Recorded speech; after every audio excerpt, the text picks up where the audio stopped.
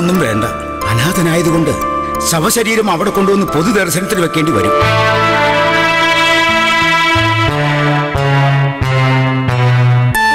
എങ്ങനെയായിരിക്കും ചാകുന്നത്? നേരം വെളുത്ത് എഴുന്നേൽക്കുമ്പോ ചത്തു കിടക്കുകയായിരിക്കും.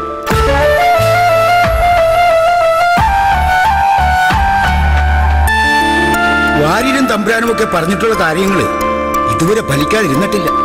തമ്പുരാൻ നിസ്സാര ആളാണ്. ദേവപ്രശ്നം നോക്കി പരിഹാരം നിർദ്ദേശിക്കുന്ന ആളാ. ഈ അടിയന്തരം ഒന്ന് നടത്തി കഴിഞ്ഞിരുന്നെങ്കിൽ മനസ്സിനൊരു സ്വസ്ഥത കിട്ടിയേനെ.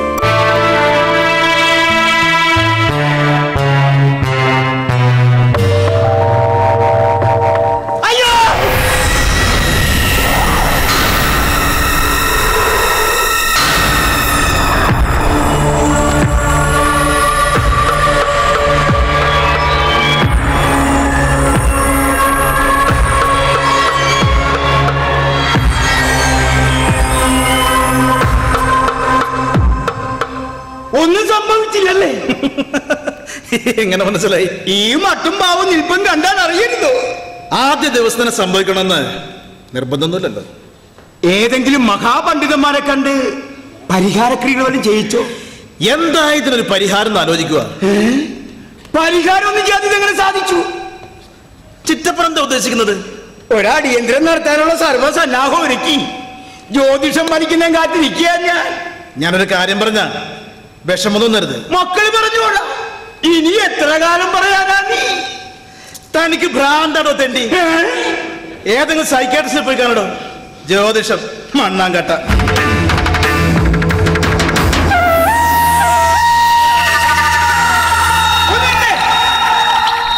ഏറിയാൽ ഒരാഴ്ചയല്ലോ വാര്യരും തമ്പുരാനും പറഞ്ഞേക്കുന്നത്. അത് തെറ്റില്ല. വാഹനം ഓടിക്കുമ്പോൾ ശ്രദ്ധിച്ചോ? പാണ്ടിലോറി ഒരുപാട് ഓടുന്നതാ.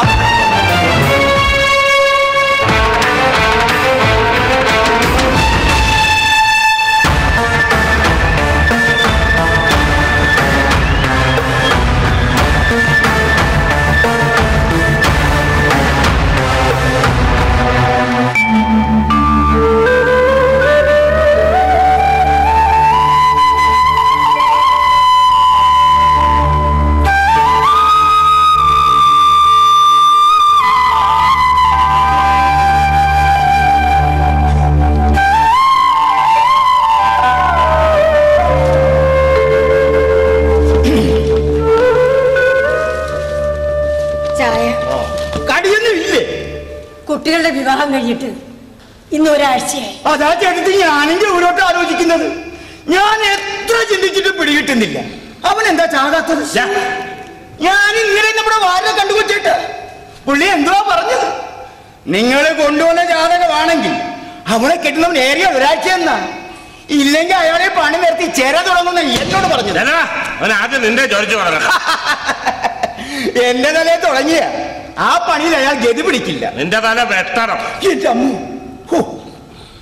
ഗംഗാപ്രസാദിന് ആകെ ഒരു അസ്വസ്ഥതയുള്ളതുപോലെ, അവന് മാനസികമായ എന്തോ വിഷമം ഉള്ളതുപോലെ. ആണോ? ഇവന്റെയൊക്കെ വാക്ക് കേട്ട് ആവശ്യമില്ല ചിന്തിക്കുന്നോട് തോന്നുക.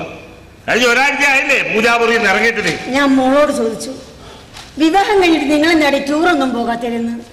ഈ പുതിയ കാലത്തെ കുട്ടികളുടെ ഒരു രീതി ഉണ്ടല്ലോ, അതിനൊന്നും പോകാത്ത എന്താന്ന് ചോദിച്ചപ്പോ അവള് പറയില്ല. എന്ത് വിശ്വസിച്ച് പോകണം? ഏറിയാൽ ഒരാഴ്ച ജീവിച്ചിരിക്കുമെന്ന് പറഞ്ഞവനെ കൊണ്ട് പോയിട്ട് എവിടെങ്കിലും വെച്ച് എന്തെങ്കിലും സംഭവിച്ചാൽ ആര് സമാധാനം പറയുമെന്ന് മുഖവാനത്തൊന്ന് കൊടുക്കേണ്ടത് കരുതി. ഇതാ ഇവിടെയൊക്കെ മനസ്സിലിരിപ്പ്. അഥവാ അങ്ങനെ എന്തെങ്കിലും സംഭവിച്ചാൽ അവന്റെ കുഴപ്പമില്ല, അവിടെ ദോഷം കൊണ്ടാണ്. അവള് ബുദ്ധിയുള്ള പെണ്ണാ വെച്ചേട്ടാ. നമ്മുടെ രാജ്യം റോക്കറ്റ് വിക്ഷേപിക്കുമ്പോ ഗണപതി ഹോമം നടത്തുന്നതും പടുക്ക് വെക്കുന്നത് എന്തിനു വേണ്ടിയാ? സംഗതി തടസ്സങ്ങളൊന്നും ഇല്ലാതെ അങ്ങ് എത്താൻ. ഇന്ത്യക്കാരൻ ഇതിനെപ്പറ്റിയൊക്കെ ചിന്തിക്കുന്നതിനും വളരെ മുമ്പ്, അതായത് നീ ജനിക്കുന്നതിന് മുമ്പ് റഷ്യക്കാരും പട്ടിയും മനുഷ്യനെയും ബഹിരാകാശത്തെത്തിച്ചു. ഒരു ഗണപതി ഹോമവും നടത്തിയില്ല. ചന്ദ്രന്റെ കാര്യത്തിൽ ചൊവ്വയെ ലക്ഷ്യം വെച്ച് അമേരിക്ക വാഹനം ഇറക്കി. ഗണപതി ഹോമോ കുർബാന ഒന്നും നടത്തിയില്ല. അമേരിക്കയുടെ കാര്യം മാത്രം ഇവിടെ മിണ്ടിപ്പോകുന്നു. അത് ഞങ്ങൾ കമ്മ്യൂണിസ്റ്റുകാർക്ക് ഇഷ്ടമല്ല. നീ എന്തോത്തിന്റെ കമ്മ്യൂണിസ്റ്റാണ്? അന്ധവിശ്വാസത്തിന്റെ ജ്യോതിഷന്റെ പുറകെ വായി നോക്കി നടക്കുന്ന നീ അന്നോടാ കമ്മ്യൂണിസ്റ്റ്. കാരൽ മാർക്സ് ജ്യോതിഷത്തെ തള്ളി പറഞ്ഞിട്ടുണ്ടോ? ഉണ്ടോ? ഉണ്ടോ? ഉണ്ടോ? ബ്രാഞ്ച് സെക്രട്ടറി ചോദിച്ചിട്ട് പറയാം. നിങ്ങളെ ഗംഗാപ്രസാദിനോടൊന്ന് സംസാരിക്കണം. ചേട്ടത്തി എന്തുവായി പറയുന്നത്? ഒരു അമ്മായിയപ്പന് മരുമകനോട് ചോദിക്കാൻ ഒക്കുവോ? മക്കളെ, നീ എന്താണ് ഹണിമൂണിന് പോകാത്തത്? അതല്ലടാ പോത്തെ.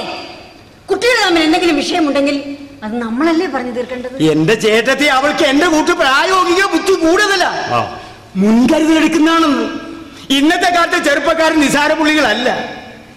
ഞാൻ ഇന്നലെ നമ്മുടെ വാർഡിന്റെ വീട്ടിൽ ഇരിക്കുമ്പോ 2 ഡോക്ടർമാർ വന്ന് കയറുക. അവർക്ക് പ്രാക്ടീസ് കുറവാ, അടുത്ത് വേറെ ചിലർക്ക് ആള് കൂടുതൽ. അതുകൊണ്ട് എന്തെങ്കിലും കൂടുതൽ ചെയ്ത് അതൊന്ന് തിരിച്ചു വിട്ടു തരുമോ? ഇപ്പോഴത്തെ ചെറുപ്പക്കാർ ചിന്തിക്കുന്ന ആ വഴിക്ക. ഞാൻ എന്തെങ്കിലും പറയുമ്പോ നിങ്ങൾക്കൊക്കെ പുജ്ഞ. ഈ അമേരിക്കൻ പ്രസിഡന്റ് ട്രംപ് ഈ ലോകത്തിന് വലിയ ജഡ്ജിയാണ്. അങ്ങേര് മാത്രമല്ല, അങ്ങനെ പല പുള്ളികളും നാടിനകത്തായിട്ടുണ്ട്. എന്തെങ്കിലും ഒരു കൂടോത്രം ചെയ്താൽ ശല്യം ഒന്ന് ഒഴിവാക്കാൻ പറ്റുമോ? പിന്നെ ആക്കിയതാ അല്ലേ? അല്ല, കാര്യം പറഞ്ഞതാ. അധ്വാനിക്കാൻ മരുന്നില്ലാത്തവനും ആത്മവിശ്വാസവും ഇല്ലാത്തവനും മറ്റുള്ളവർക്ക് ദോഷം വരണമെന്ന് ആഗ്രഹിക്കുന്ന വക്രബുദ്ധികളുവാ ഇതിന്റെയൊക്കെ പിന്നാലെ പോകുന്നതും ഇതൊക്കെ വിശ്വസിക്കുന്നു. നമുക്ക് കാണാം.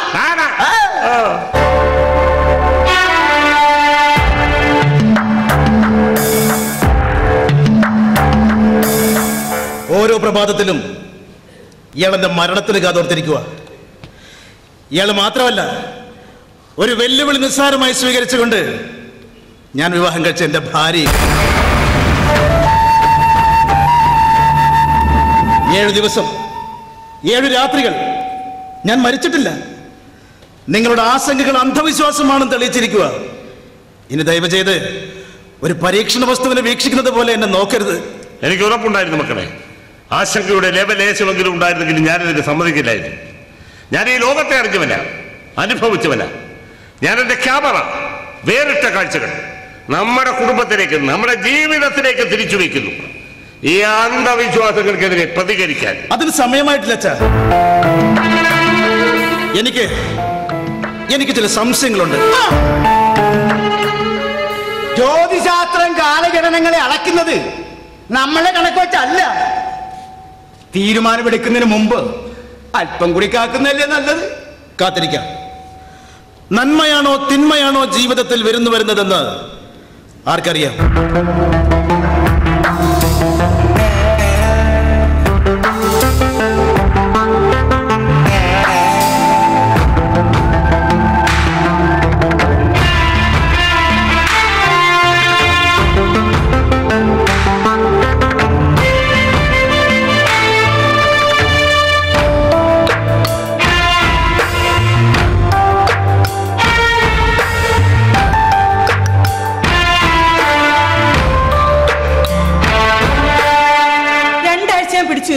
ഇനി എനിക്ക് സാധിക്കില്ല.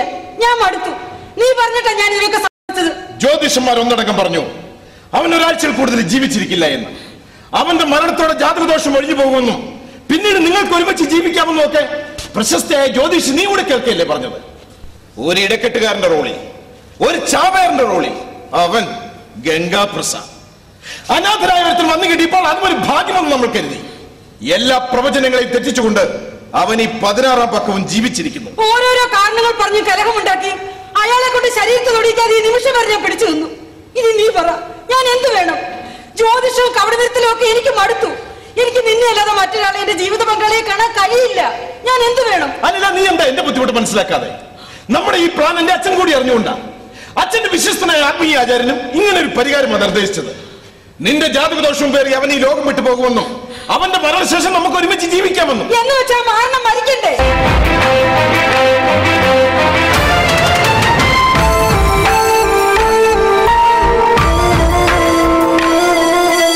ഈ വിവാഹത്തിന് താല്പര്യമില്ലെന്ന് പറഞ്ഞ് നിയമപരമായി ഡിവോഴ്സിന് ശ്രമിച്ചാലോ? രണ്ടുപേരും പരസ്പര ധാരണയോടെ ശ്രമിച്ചാൽ ചിലപ്പോ 6 മാസത്തിനകം കിട്ടിയെന്ന് വരും. 6 മാസം പോയിട്ട് ഇനി ഒരു ദിവസം പോലും എനിക്ക് സഹിക്കാൻ കഴിയില്ല. പരസ്പര ധാരണയുള്ള ഡിവോഴ്സ് എന്നൊക്കെ പറഞ്ഞ അയാൾ സമ്മതിക്കില്ല. എന്റെ അച്ഛനും അമ്മയ്ക്കും ഒക്കെയുള്ള വലിയ ഇഷ്ടമാണ്. ഒരു 100 ചോദ്യങ്ങളും കലഹങ്ങളും ഒക്കെയായി അതൊന്നും നടക്കില്ല. അയാളെ ഒഴിവാക്കാൻ ഒരു മാർഗം കണ്ടുപിടിച്ചേ പറ്റൂ. അല്ലെങ്കിൽ ഞാൻ എന്തെങ്കിലും കിടക്കി കാണിക്കും. അല്ല, നീ എന്താ ഒരുമാതിരി ബുദ്ധിയില്ലാത്തതുപോലെ? അയാൾ നമ്മളെ പ്രതീക്ഷിച്ചതിനേക്കാൾ മാന്യനായതുകൊണ്ടാ ഇത്രയും ദിവസമായിട്ടും എന്റെ അച്ഛനും അമ്മയും പോലും പറഞ്ഞത് ഈ നാടകം എനിക്ക് കൊണ്ടുപോകാൻ പറ്റിയത്. ഇനിയും അത് തുടരണമെന്നാണ് നിനക്ക് നിർബന്ധമെങ്കിൽ ഒരു കാര്യം ചെയ്യാം. ഇന്നു മുതൽ ഞാൻ എല്ലാ അർത്ഥത്തിലും എന്റെ ഭാര്യയെ ജീവിക്കാം. എന്താ?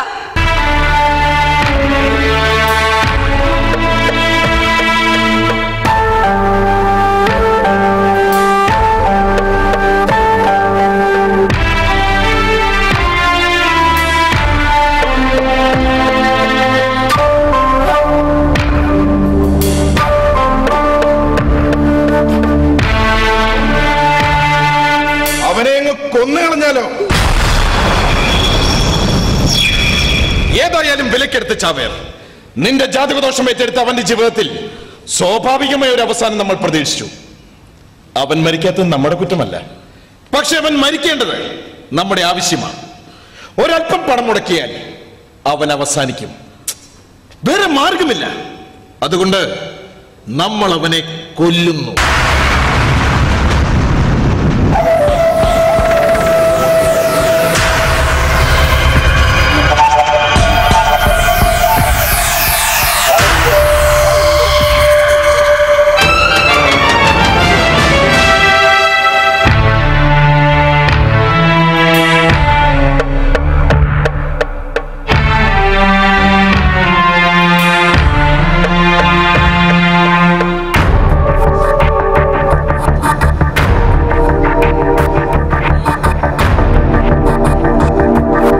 അനില, നീ എന്തിന് അസ്വസ്ഥയാകണം? വളരെ തന്ത്രപൂർവ്വം ഒരുക്കിയ കെണിയാണ്. അകത്താരുമില്ലല്ലോ? ഇല്ല, അച്ഛനും അമ്മയും പുറത്തു പോയിരിക്കുക. അമ്മയെ ഡോക്ടറെ കാണിക്കാൻ പതിവ് ചെക്കപ്പ്. കൃത്യം 5 മണിക്ക് അയാൾ ഓഫീസിൽ നിന്ന് ഇറങ്ങും. ഇവിടെ വരെയുള്ള യാത്ര ഏതാണ്ട് 45 മിനിറ്റ് ഡ്രൈവ്. അയാൾ വരുന്നത് കമ്പനി വണ്ടിയിൽ. അയാൾ കയറുന്ന വണ്ടി നമ്പറും മറ്റു ഡീറ്റെയിൽസും അവിടെ നിന്നും കൃത്യമായി അറിയിക്കും. ഏതാണ്ട് 5:15 മറ്റൊരു വാഹനം അയാളെ പിന്തുടരണം. തികച്ചും സ്വാഭാവികവും കൃത്യമായ ഒരു ആക്സിഡന്റ്. അതിലവൻ അവസാനിച്ചിരിക്കും. ഇതെല്ലാം കൃത്യമായി കൈകാര്യം ചെയ്യുന്ന പ്രൊഫഷണൽസിനെ ഏൽപ്പിച്ചിരിക്കുന്നത്. സത്യമായി എനിക്ക് ഭയമുണ്ട് ശങ്കർ. നിനക്ക് വേണ്ടിയാ, നമുക്ക് ഒരുമിച്ച് ജീവിക്കാൻ വേണ്ടിയാ. ശങ്കറിന്റെ അച്ഛൻ അറിയുമോ വിവരം? ഇല്ല. ഇടക്കെട്ടുകാരൻ മരിക്കുന്നില്ല എന്ന് കണ്ടപ്പോ അപ്പ തീരുമാനം മാറ്റി. ഇനി ഇങ്ങനെ നിൽക്കുന്നതിൽ അർത്ഥമില്ല, മറ്റൊരു വിഭാഗത്തെ കുറിച്ച് ആലോചിക്കണമെന്ന്. ചെന്നൈയിലെ ഡോക്ടർ ദമ്പതികളുടെ മകൾ. കുട്ടി ഹൗസ് സർജൻസി കഴിഞ്ഞ് PG ചെയ്യുക അപ്പോളോയിൽ. അപ്പ ഒരു വിഭാഗം തീരുമാനിച്ച പിന്നെ എനിക്ക് മാറാൻ കഴിയില്ല. അതിനു മുമ്പ് ഈ അധ്യായം ക്ലോസ് ചെയ്യണം. ഏറ്റവും അടുത്ത നിമിഷം അവന്റെ മരണവാർത്ത ഇവിടെ എത്തും. ഭർത്താവിന്റെ ഡെഡ് ബോഡിക്ക് മുന്നിൽ എങ്ങനെ ബിഹേവ് ചെയ്യണമെന്ന് മനസ്സിൽ പ്ലാൻ ചെയ്തു. എനിക്ക് മടുത്തു. നിന്നെ മനസ്സിൽ പ്രതീക്ഷിച്ചുകൊണ്ട് ഞാൻ അവന് മുന്നിൽ മറ്റുള്ളവർ കണ്ട ഭാര്യയെ അഭിനയിക്കുമ്പോഴും ഞങ്ങൾ മാത്രമായ ലോകത്ത് ഞാൻ അവന്റെ ശത്രു. ചിലപ്പോ കഷ്ടം തോന്നും, ചിലപ്പോ സഹതാപവും. മനുഷ്യത്വത്തിന്റെ ഏതെങ്കിലും നിമിഷത്തിൽ എനിക്ക് ചൂടുകൾ ഇടറുമോ എന്ന് പോലെ ഞാൻ ഭയന്നു. അങ്ങനെ വല്ലതും സംഭവിച്ചിരുന്നെങ്കിൽ കൊന്നുകളഞ്ഞേനെ ഞാൻ.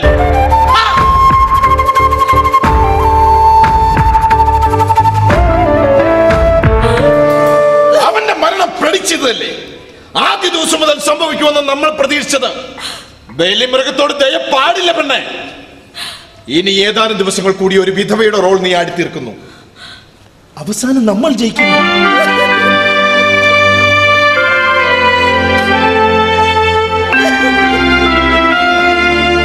എന്തേ കണ്ണു നിറച്ചത്? ഒരു ജീവിതം മുഴുവൻ സ്നേഹിക്കാനും പ്രണയിക്കാനും നമ്മുടെ മുന്നിലുണ്ട്. എനിക്ക് വേണ്ടിയല്ലേ കൊച്ചേ? നമുക്കൊരുമിച്ച് ജീവിക്കാൻ വേണ്ടിയല്ലേ? ഗുണനപ്പട്ടിക പഠിപ്പിക്കുകയാണോ മക്കളെ? സ്ഥിരമായിട്ട് പഠിപ്പിക്കാൻ ഒരാളെ ഏർപ്പാടാക്കിയപ്പോ പിരിഞ്ഞുപോയ സാർ വന്ന് ഇടയ്ക്കിടയ്ക്ക് പഠിപ്പിക്കേണ്ട കാര്യമുണ്ടോ? 2 കണക്കും കൂടി ഓർമ്മയിൽ നിൽക്കുവോ കൊച്ചേ? അത് ചിറ്റപ്പ, അനിലേക്ക് ഭയങ്കര സങ്കടം. മക്കളെ കെട്ടിപ്പിടിച്ച് സങ്കടം മാറ്റിയായിരുന്നല്ലേ? ചിറ്റപ്പം വല്ലാതെ തെറ്റിദ്ധരിച്ചു. പരിചയക്കുറവാണ്. ജാതകദോഷം വിശ്വസിച്ച് ഉയരും കൊണ്ട് പോയതാ നീ. ഇപ്പോഴിതിന്റെ കൈവശാവകാശം വേറൊരുത്തനാ. മക്കൾക്ക് ചിറ്റപ്പൻ പറയുന്ന കാര്യങ്ങൾ മനസ്സിലാകുന്നുണ്ടോ? വ്യക്തമായി പറഞ്ഞാൽ ഡ്രൈവിംഗ് പഠിച്ച വണ്ടി വേറൊരാൾ വിലക്ക് മേടിച്ചു. അപ്പോൾ നമ്മൾ എന്ത് ചെയ്യണം? പോകുന്ന വണ്ടി നമ്മൾ ഓടിച്ച് പഠിച്ചാണെന്ന് പറയാം, അല്ലാതെ അതേ കയറി പോപ്പോ അടിക്കരുത്. ചിറ്റപ്പൻ എന്ത് വിവരക്കേടായി പറയുന്നത്? ഞങ്ങൾ നിങ്ങളെ കൂട്ടല്ല, പുതിയ തലമുറയാ. പുതിയ തലമുറ ഏത് വണ്ടിയിലും കയറി പോപ്പോ അടിക്കും. ഒടേനും പ്രശ്നമില്ലെങ്കിൽ എനിക്ക് പ്രശ്നമില്ല. എനിക്ക് ഈ ജ്യോതിഷത്തിലുള്ള സകല വിശ്വാസവും പോയി. ഞാൻ വാരനോട് പറഞ്ഞു ഇയാൾ പോയി ചെരക്കാൻ. പിന്നെ അല്ലാതെ ഓരോന്ന് പറഞ്ഞ് വെറുതെ മനസ്സിനെ ആശിപ്പിച്ചിട്ട് മനസ്സില്ലാ മനസ്സോടെ നീ മുതലും വിട്ടിച്ച് പോകാൻ കാരണം എന്താ? ജ്യോതിഷന്മാരുടെ വാക്കും വിശ്വസിച്ച് ചിലർക്കൊക്കെ ചിലതിൻ്റെയൊക്കെ പിന്നാലെ നടക്കണേ യോഗമുള്ളൂ മക്കളെ. അനുഭവ യോഗം കാണത്തില്ല. കൊച്ചേട്ടൻ ചേട്ടത്തിയോട്ട് എവിടെ പോയതാ? അച്ഛനമ്മയെ ഡോക്ടറെ കാണിക്കാൻ പോയതാ. 2 ഷുഗർ പിടിച്ചിരിക്കുക. കിടക്കുന്ന കട്ടിന്റെ 4 കാലിലും മണ്ണെണ്ണ ഒഴിച്ചിട്ടേക്കുക. ഉറുമ്പ് കയറാതിരിക്കാൻ. അച്ഛനും അമ്മയും വരുമ്പോ വിവരക്കേട് നടന്നൊളിച്ചേക്കരുത്. മക്കളെ കെട്ടിപ്പിടിച്ച് സങ്കടം തീർത്ത കാര്യമായിരിക്കും. എടീ മക്കളെ, വിവരമില്ലെങ്കിലും വിവേകമുണ്ട് രത്നാകരന്.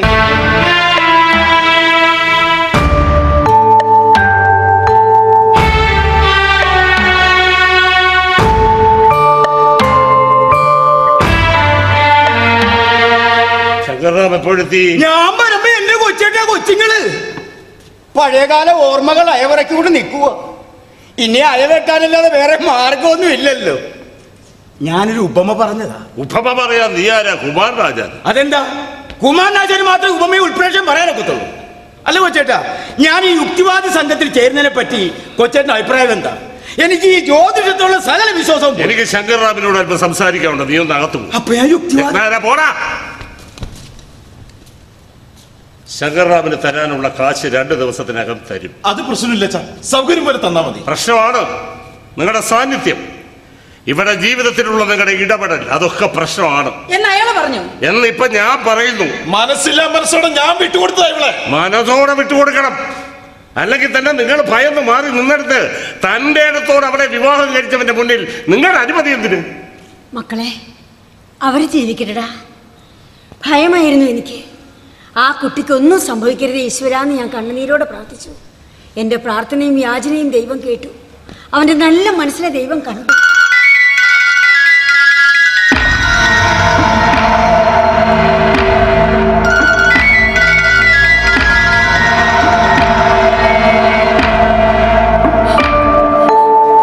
ഹലോ, അനിലയ?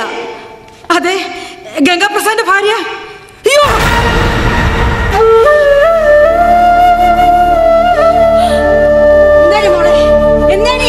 ഗംഗാപ്രസാദ് വന്ന വണ്ടി ഒരു ടിപ്പർ ലോറിയുമായി ഇടിച്ചെന്ന്.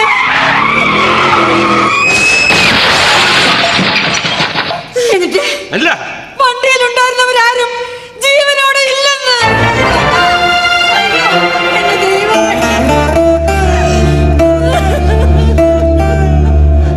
അല്പം താമസിച്ചെങ്കിലും ജ്യോതിഷം ഫലിച്ചു. അയ്യോ, നിങ്ങൾ ഇങ്ങനെ നിന്നാ മതിയോ? പോയെന്ന് അന്വേഷിക്കുന്നേ. കയ്യും കാലും ചലിക്കുന്നില്ല.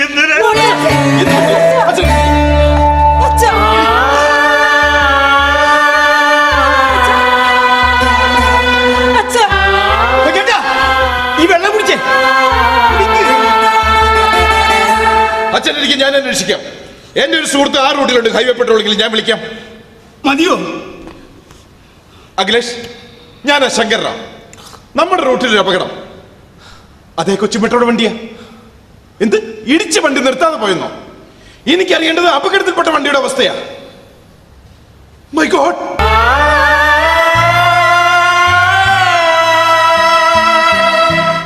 വണ്ടി വെട്ടിപ്പൊളിച്ച് ബോഡി പുറത്തെടുക്കാൻ ശ്രമിക്കുകയാണ്.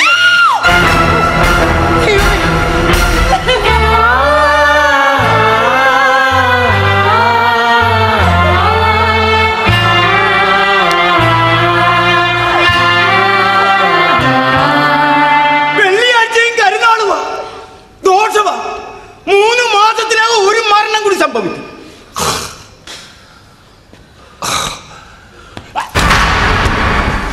മിണ്ടാതെ കേറിപ്പോടാ. അശുഭങ്ങൾ പ്രവചിക്കാൻ ഒരു ജന്മം. നിന്റെയൊക്കെ പ്രവചനങ്ങൾ ഭരിക്കാനായി ഇനി ആരെ കൊല്ലണം?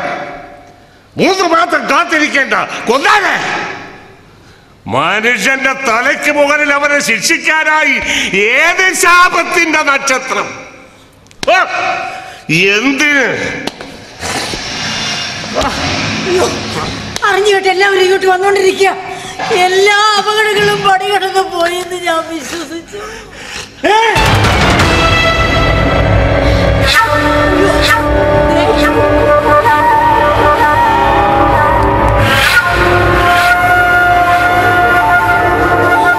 മക്കളെ, നീ വന്ന വാഹനം ഏതോ അപകടത്തിൽപ്പെട്ടെന്ന് അറിഞ്ഞു. ഓഫീസിൽ നിന്നിറങ്ങി വണ്ടിയിൽ കയറി അല്പം മുന്നിലേക്ക് എത്തിയപ്പോഴൊരു ഫോൺ. ഒപ്പം പഠിച്ചൊരു ചങ്ങാതി നെടുമ്പാശ്ശേരിയിൽ നിന്ന് നാട്ടിലേക്ക് വരുന്ന വഴി. അവന്റെ വാഹനം എന്റെ തൊട്ടു പിന്നിൽ. ഞാൻ വണ്ടി നിർത്തി അതിൽ കയറി. ഈശ്വരൻ ചിലപ്പോ കൂട്ടുകാരന്റെ വേഷത്തിൽ വരുവച്ച, അല്ലെങ്കിൽ തന്നെ ദൈവങ്ങൾക്കെന്തിനാ എന്നോട് അങ്ങനെ ഒരു വിരോധം?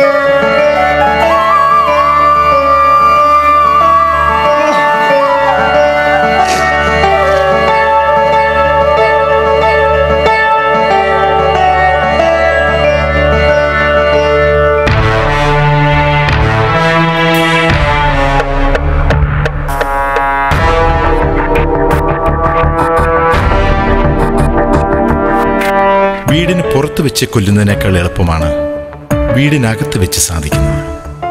അനില, നീ ഒന്നുകൊണ്ടും പേടിക്കണ്ട. ഞാനുണ്ട് നിന്നോടൊപ്പം. നിന്റെ കയ്യിൽ ഞാൻ ഏൽപ്പിച്ചത് പോയിസണാണ്. ഏതെങ്കിലും ഭക്ഷണത്തിലോ പാനീയത്തിലോ അതവൻ്റെ ഉള്ളിൽ ചെല്ലണം. അവൻ അങ്ങനെ മിടുക്കനാകരുത്. ശുഭവാർത്ത കേൾക്കാൻ ഞാൻ കാത്തിരിക്കും. ബൈ.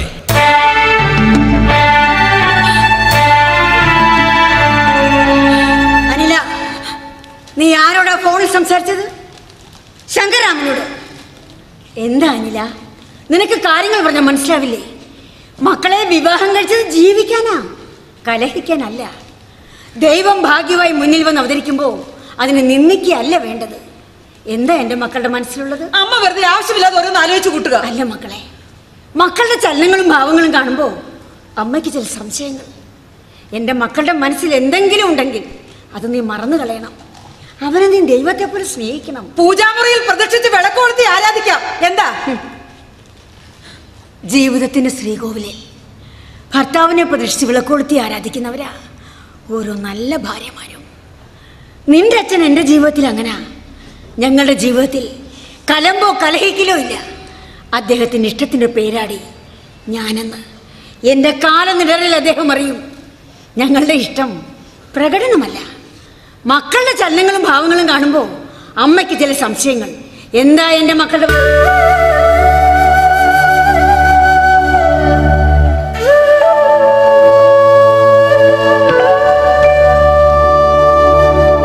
അമ്മ, എനിക്കൊരു കോഫി വേണം. മക്കൾ നിൽക്ക്, അമ്മ ഇപ്പൊ എടുത്തിട്ട് ഞാനുണ്ടാക്കാം.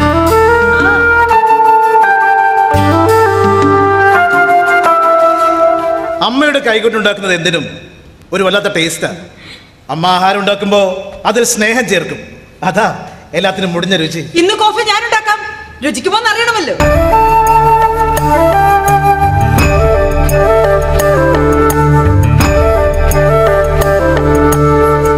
ഇന്ന് എന്തു പറ്റി? പതിവില്ലാത്ത രീതികള്. അതെന്താ മക്കളെ അങ്ങനെ ചോദിക്കുന്നത്? ഒന്നുമില്ല. ഇവിടെ വന്നതിന് ശേഷം ഞാൻ പുറത്തുനിന്ന് ആഹാരം കഴിക്കാറില്ല. അമ്മയുടെ അനുഭവമല്ലേ, ഒരു കൈപുണ്യം. മക്കളെ, ഈ മരത്തിൽ നിന്ന് യന്ത്രം വല്ല കണ്ടുപിടിക്കൂടാ ഭാവിയിലെങ്കിലും. അതെവിടെ വെച്ചാ ഇരിക്കുന്നത്? ഈ മനസ്സേ കഴുത്തിലാണ്, തലയിലാണ്. പുതിയൊരു പാഠം പറയുന്നു, മനുഷ്യ ശരീരത്തിൽ ഓരോ കോശത്തിലും മനസ്സ് എന്ന സംജ്ഞ അടങ്ങിയിരിക്കുന്നു എന്ന്. ചോദിക്കാൻ പാടില്ല, എങ്കിലും ചോദിക്കുക. ഈ കല്യാണം ചെയ്തിട്ട് എന്നാ ഒരുമിച്ചൊരു യാത്ര, ഒരുമിച്ചൊരു ഷോപ്പിംഗ്? മക്കള് വിവാഹം കഴിച്ചു കഴിയുമ്പോൾ മാതാപിതാക്കൾ അസൂയ കലർന്ന ആനന്ദത്തോടെ അവരുടെ ചേഷ്ടകൾ നോക്കി രസിക്കും. എന്താണു? വിവാഹം കഴിഞ്ഞിട്ട് ഒരു മാസം കഴിഞ്ഞു. പക്ഷെ ഞങ്ങളിതുവരെ ഭാര്യാഭർത്താക്കന്മാരായി ജീവിച്ചിട്ടില്ല.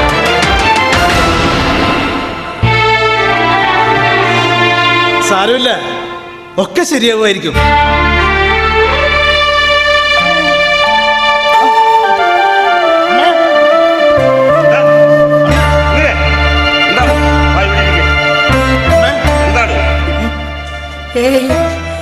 ശരീരം വല്ലാതെ തളരുന്നത് പോലെ സേതുവേട്ടാ. ഷുഗർ കുറഞ്ഞായിരിക്കും. അമ്മ ഹോസ്പിറ്റലിൽ പോണോ?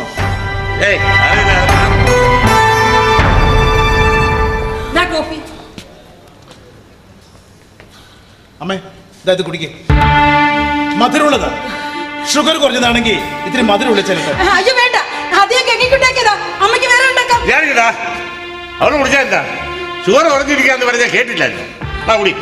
കുടിക്കാൻ സേതുവേട്ടാ.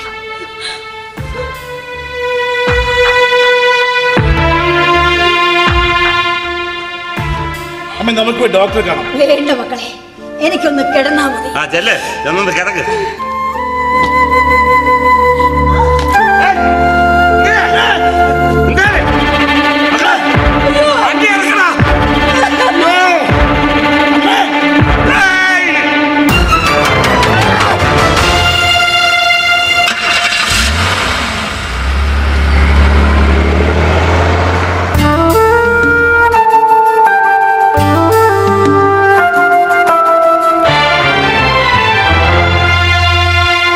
അവള് മരിക്കാഞ്ഞത് വിഷം ഉള്ളിച്ചെന്നു എന്ന് പറയുമ്പോൾ എങ്ങനെ? കൊലപാതക കുറ്റത്തിന് നിന്നെ അറസ്റ്റ് ചെയ്യണമായിരുന്നു. ഭാഗ്യത്തിന് എനിക്ക് പരിചയമുള്ള ഒരു സ്വകാര്യ ആശുപത്രിയിലാണ് കൊണ്ടുപോയത്. ഡോക്ടർമാരുടെ കാല് പിടിച്ച് യാചിച്ചു കേസെടുക്കാതിരിക്കാൻ. അവനെ കൊല്ലണമെന്ന് നിനക്കെന്താണ് ഇത്ര നിർബന്ധം? 6 വർഷം പ്രണയിച്ചിട്ട് ഇട്ടിട്ട് പോയ ഈ ദുരന്തം ഏറ്റെടുത്തതിനുള്ള ശിക്ഷയോ? എവിടുന്ന് കിട്ടി നിനക്ക് വിഷം?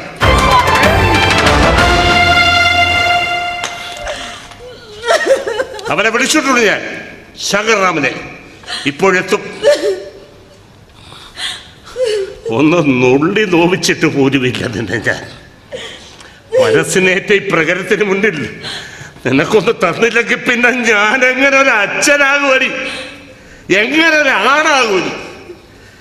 വേറിട്ട ജീവിതങ്ങൾ തേടിപ്പോകുന്ന സേതുരാമൻ, ഉന്നതമായ സാംസ്കാരിക ബോധം അവകാശപ്പെടുന്നവൻ, എന്റെ മകള് കഷ്ടം. അമ്മ മരിച്ചിരുന്നെങ്കിൽ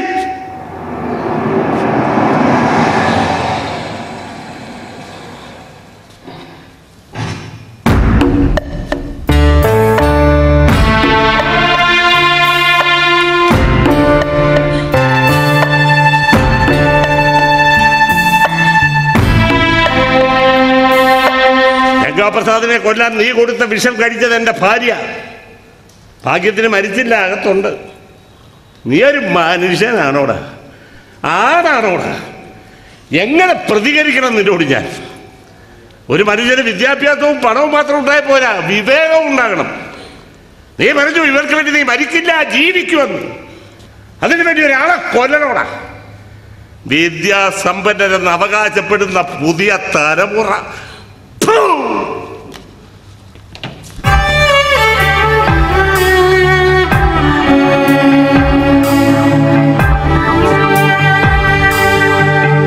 ഇനി ഇവിടെ ഒരു ഭർത്താവിന്റെ വേഷത്തിൽ നിൽക്കുന്നതിൽ അർത്ഥമില്ലല്ലോ അച്ഛൻ. ഞാൻ വേറെ ഒരു ഇടക്കെട്ടുകാരൻ. അനിലെ കല്യാണം കഴിക്കുന്ന ഗംഗാപ്രസാദ് ജാതകദോഷം പേര് മരിക്കും. അതോടെ ഇവരുടെ ദോഷം മാറും. പിന്നെ ഇവർക്ക് സുഖമായി ജീവിക്കാം. അതിനുവേണ്ടി 50 ലക്ഷം രൂപ തന്ന് വിലക്കെടുത്ത ചാവേർ ഞാൻ മരിക്കാതിരുന്നപ്പോൾ കണക്കൂട്ടലുകൾ തെറ്റി. പിന്നെ കൊല്ലണമെന്നായി. മനുഷ്യൻ നക്ഷത്രങ്ങളിൽ കൂടുകൂട്ടാൻ ആഗ്രഹിക്കുന്ന കാലത്ത് നക്ഷത്രഫലം പറഞ്ഞ് ലക്ഷങ്ങൾ സമ്പാദിക്കുന്ന വ്യാജ പ്രവാചകർ നമ്മുടെ നാട്ടിൽ. ചൊവ്വയിലേക്ക് പോകുന്ന ഇടത്താവളമായി ചന്ദ്രനെ എങ്ങനെ ഉപയോഗിക്കാം എന്ന് ശാസ്ത്രലോകം ചിന്തിക്കുമ്പോഴാണ് ചൊവ്വയും ചന്ദ്രനുമൊക്കെ ഭാഗ്യനിർഭാഗ്യങ്ങൾ പേര് തലയ്ക്ക് മുകളിൽ നിൽക്കുന്നെന്ന് സംസ്കാര സമ്പന്നരായ മലയാളികൾ പോലും ചിന്തിക്കുന്നത്. ഈ ക്ഷീരസാഗരത്തിനപ്പുറം എന്തൊക്കെ, എത്ര സൂര്യൻ, എത്ര ആയിരം കോടി നക്ഷത്രങ്ങൾ. അല്പബുദ്ധികൾ കളം വരച്ച് കവടി നിരത്തി പ്രവചിക്കുക. കഷ്ടം.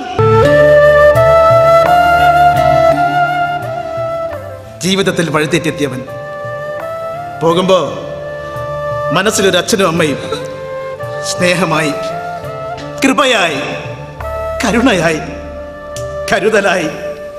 അപ്പോ ഞാനിവളുടെ കഴുത്തിൽ കെട്ടിയ താലി എങ്ങനെ? ജനിച്ചപ്പോഴേ അമ്മ ഉപേക്ഷിച്ചു.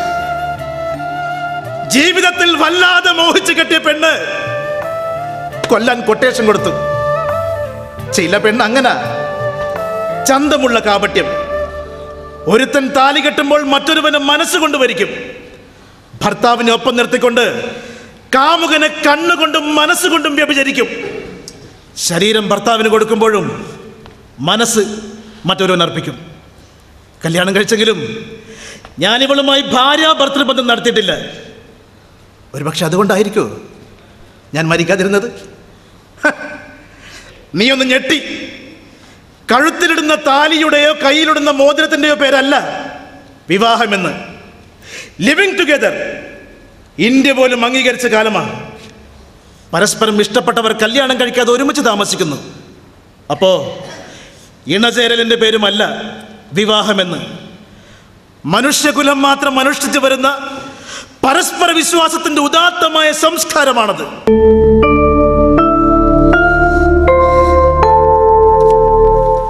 എനിക്ക് തന്ന വില.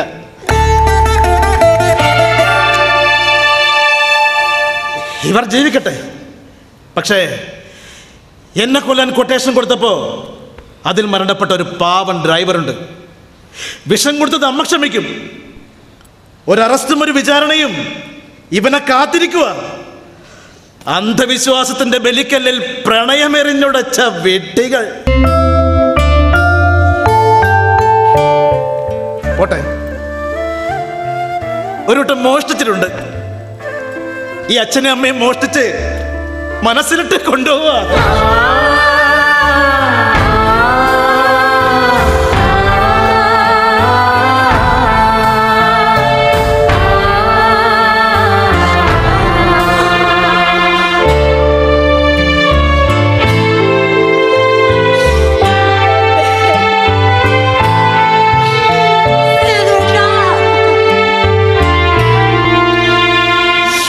മക്കളെ, ഞാനും വരുന്നടാ നിന്റെ കൂടെ. ആ സ്നേഹഭവനിൽ നിനക്കമ്മയായി. നേരിട്ട ജീവിതമല്ലേ ഞാൻ തേടുന്നത്. മാതാപിതാക്കൾ മക്കളെ ദത്തെടുക്കാറുണ്ട്. ഇവിടെ ഒരു മകൻ അച്ഛനെയും അമ്മയെയും ദത്തെടുക്കും. പകയില്ലാതെ ഇവരോട് ക്ഷമിക്കാൻ കാണിച്ച നിന്റെ ആ വലിയ മനസ്സുണ്ടല്ലോ, അതാണ് പാഠം. നിന്നെ ചേർത്ത് പിടിച്ച് ഇനിയുള്ള ജീവിതത്തിലേക്ക്. ആദിത്യ ഹൃദയവും കൈകൂപ്പി വാഴ്ത്തുന്ന അന്വർത്ഥ മാതൃത്വ സ്നേഹം.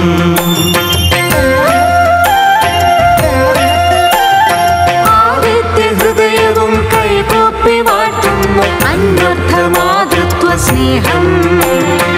ആകാശഗോളങ്ങളേക്കാൾ പ്രകാശിതം അമ്മതൻ വാത്സല്യ വലയം. അമ്മതൻ വാത്സല്യ വലയം.